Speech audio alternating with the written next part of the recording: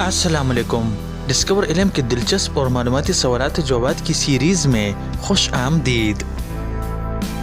सवाल नंबर 1, मरने के बाद इंसान का दिल कितनी मिनट धड़कता है?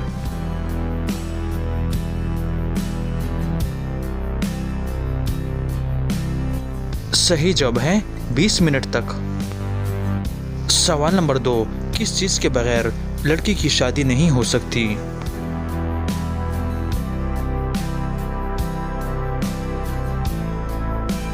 सही जवाब है दूल्हा। सवाल नंबर 3, उसको ना कोई देख सकता है लेकिन जब वो आती है तो सबको रुला देती है।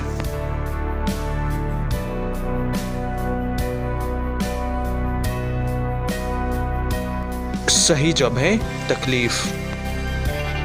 सवाल नंबर 4, वो कौन सी चीज़ है जो एक पल में पैदा होती है और एक पल में ही मर जाती है?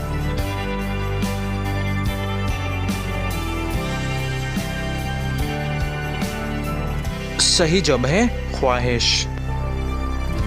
सवाल नंबर 5, वो कौन है जब वो बैठता है तो चलता है और जब चलता है तो बैठता है?